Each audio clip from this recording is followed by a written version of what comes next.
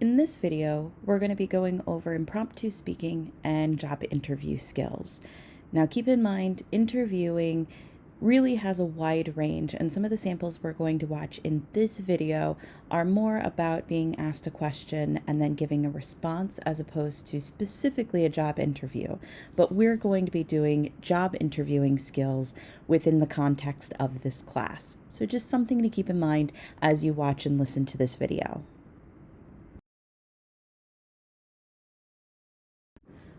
We're going to start by watching a short clip.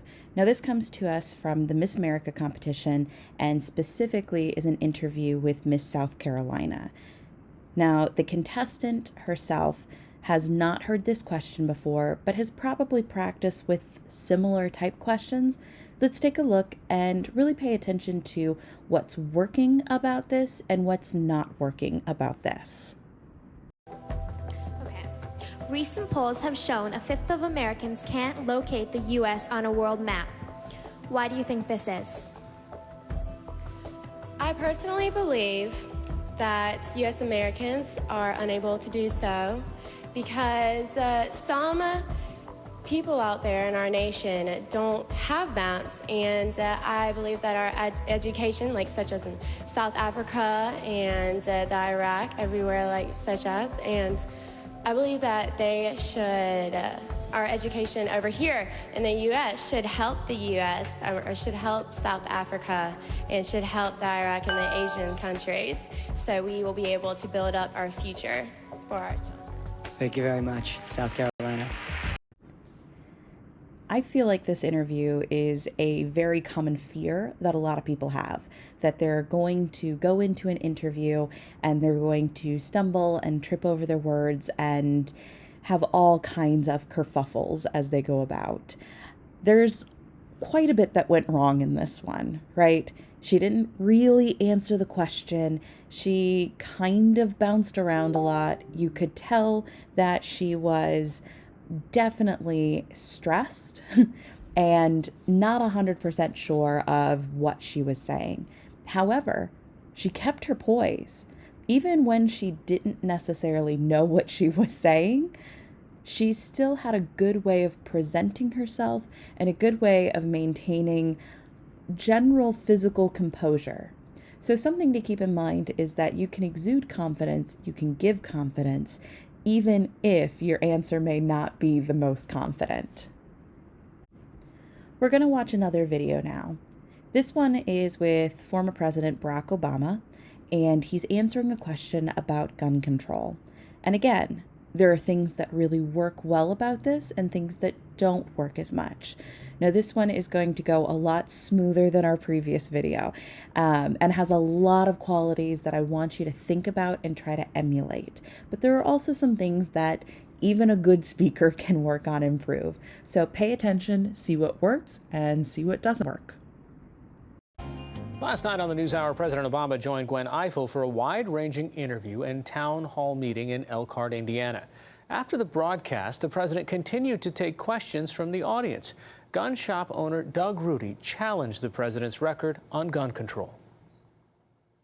Knowing that we apply common sense to other issues in our society, specifically like holding irresponsible people accountable for their actions when they drink and drive and kill somebody, and we do that without restricting control of cars and cell phones to the rest of us, the good guys, why then do you and Hillary want to control and restrict and limit gun manufacturers, gun owners, and the responsible use of guns and ammunition to the rest of us, the good guys, instead of holding the bad guys accountable for their actions? And first of all, the notion that I or Hillary or Democrats or whoever you want to choose are hell-bent on taking away folks' guns is just not true. And I don't care how many times the NRA says it. I'm about to leave office. There have been more guns sold since I've been president than just about any time in U.S. history. There are enough guns for every man, woman, and child in this country. And at no point have I ever ever proposed confiscating guns from responsible gun owners. So it's just not true. What I have said is precisely what you suggested, which is, why don't we treat this like every other thing that we use? I just came from a meeting today in the Situation Room in which I've got people who we know have been on ISIL websites, living here in the United States, U.S. citizens, and we're allowed to put them on the no-fly list when it comes to airlines. But because of the National Rifle Association, I cannot prohibit those people from buying a gun. This is somebody who is a known ISIL sympathizer, and if he wants to walk in to a gun store or a gun show right now and buy as many weapons as ammo as he can, nothing's prohibiting him from doing that, even though the FBI knows who that person is. So, sir, I just have to say respectfully that there is a way for us to have common sense gun laws. There is a way for us to make sure that lawful, responsible gun owners like yourself are able to use it for sporting, hunting, protecting yourself. But the only way we're going to do that is if we don't have a situation in which anything that is proposed is viewed as some tyrannical destruction of the Second Amendment. And that's how the issue too often gets framed. You can watch the entire town hall with the president, plus more video excerpts on our website at pbs.org/newshour.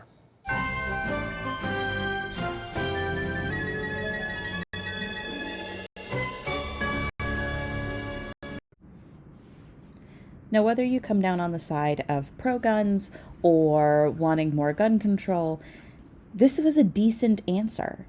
He really focused on what the guy asked. He responded to it. He gave examples of the response. This was a well-formulated answer. It's expanded. He talks about all the things that he needs to.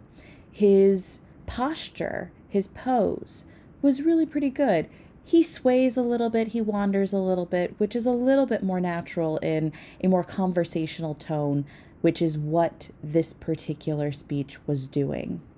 Now, some things that maybe didn't go as well, his tone feels a little defensive, which is understandable considering that this question kind of feels like an attack on him, but his tone contradicts some of the good things that he's saying.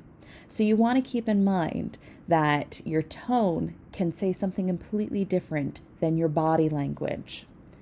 But by and large, this is the type of interviewing that we are going to want to be emulating. When we're talking about interviews, really what we're talking about is impromptu speaking. I've mentioned this before in class, but I'm just going to spend some time reiterating it here. Impromptu speaking is really any time that we are speaking with limited or no preparation, which of course is kind of a misconception and a misnomer because you wouldn't be asked these questions or asked to speak about these things if you didn't have some knowledge on it. So even though, for instance, Obama was not prepared with his speech, didn't have it outlined, didn't have a teleprompter or anything like that for him to read off of, he knew what he was talking about. So it was off the cuff. It was very little preparation in terms of what he could have expected, but he wasn't going to be asked this question without some level of knowledge on it. So keep in mind, yes, there's limited or no preparation. However, it is with the caveat that you probably know something about the project. Some other things to consider is that you can prepare a little bit. So, for instance, Miss South Carolina was likely prepared and prepped in some way, shape, or form for that kind of question. She just didn't do great with that question in particular.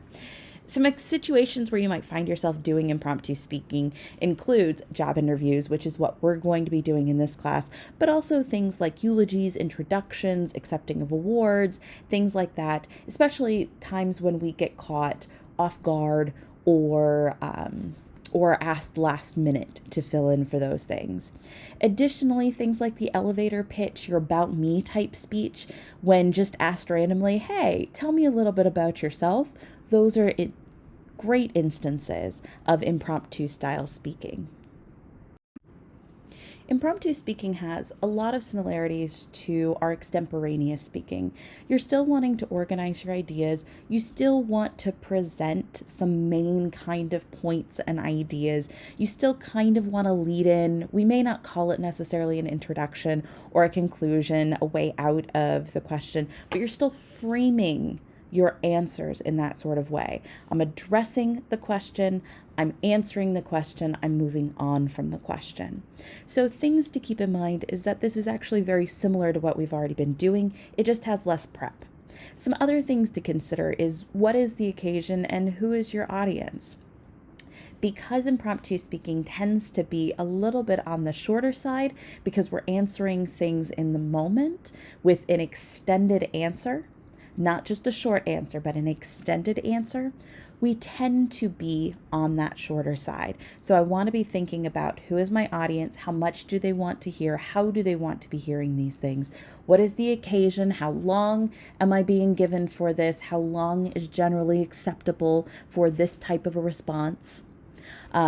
You do definitely want to be organized as you're going through your impromptu speech. Just like I was saying, you want to be thinking about how you're putting together your thoughts, your answers, your responses, and you also want to be providing examples. When we're talking in vague generalities, it doesn't give me context as an audience member. I need examples to know exactly what you're discussing and what you're talking about. Your examples are essentially you citing your sources.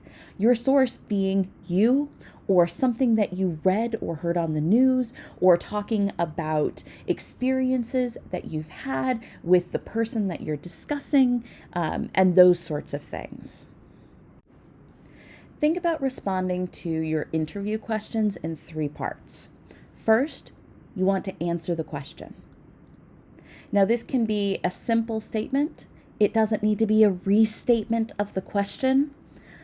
It can just be your thesis statement. This is how I feel about this, right? You also then want to provide examples. Again, this gives me context as an audience member. I know that you're not just talking out your butt or making stuff up or things like that, or have never experienced the question that I'm asking. Your examples give me proof that you know what you're doing, that you have done this before. It also gives me context so that as an audience member, as your interviewer, I know what to expect from you because you're giving me direct real life examples of it. And then last, this is how you really wrap things up and you lead us out of this question. You explain how that experience connects to this job that you're applying for. What this does is it says, I have this experience, this is how I do it, this is the experience and the example that I have to prove that I know what I'm doing. And then lastly, this is how I can take that same sort of skill and apply it to this particular job, because my skill in the example may not be the same as this job requires me to do. So here's an example. If I was asked the question, how do you approach conflict? First, I want to answer the question. I approach conflict directly and constructively. Note, that is the very first thing that I'm saying. I'm answering it. I'm not letting the interviewer try to figure out what the answer is from my example. I'm saying, this is how I do it. I approach conflict directly and constructively. Next, I'm going to provide an example. While chairing a committee, a member of that committee misunderstood a discussion and stated publicly that I was incompetent and should not be leading that group. Now, I would probably expand a little bit further on this particular example, but for the sake of time and brevity, I'm just going to leave it right there, right? I approach conflict directly and constructively. While chairing a committee, a member of that committee misunderstood a discussion and stated publicly that I was incompetent and should not be leading that group. Now, here's the thing when we're using examples like this to keep in mind, is that this is not an opportunity to bash anybody. And when we speak negatively about people, we actually end up coming off pretty bad.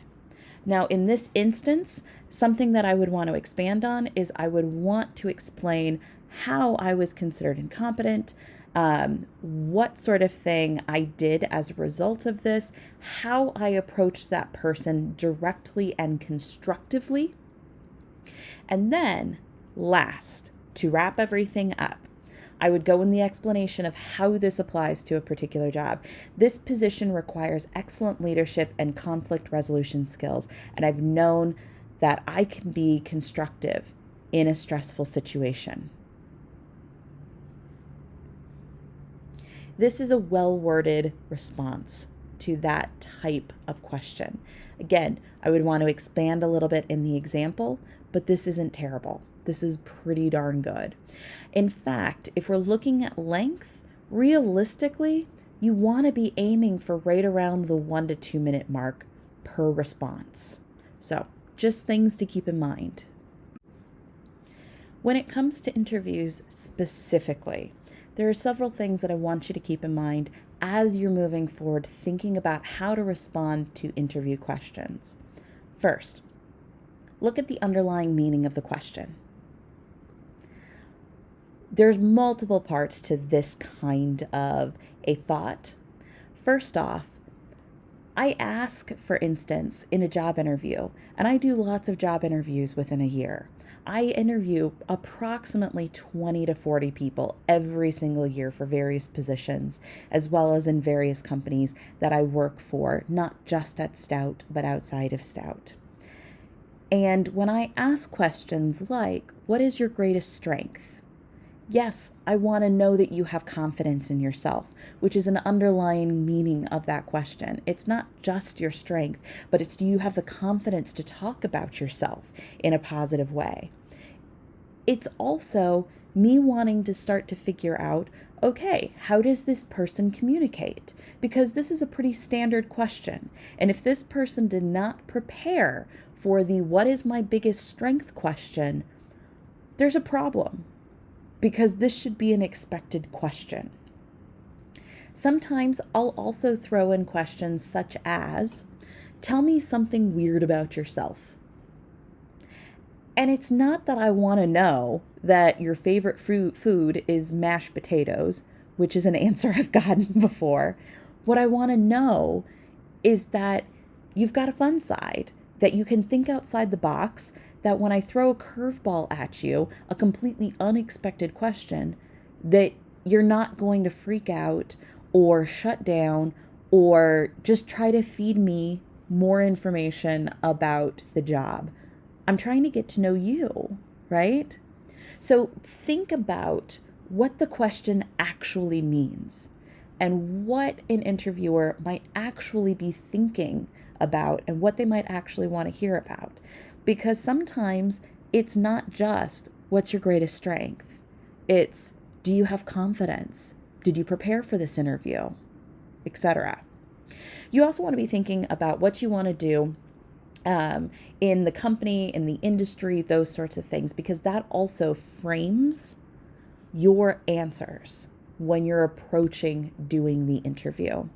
You want to make sure that you're positive and professional, like I just said in the last slide. You want to make sure that you're not talking down about people. It's okay to address negative situations, but you want to make sure that you're not staying negative about them. Because what that looks like to me as an interviewee is that you hold a grudge. And I don't want to work with people that hold grudges or are negative all the time.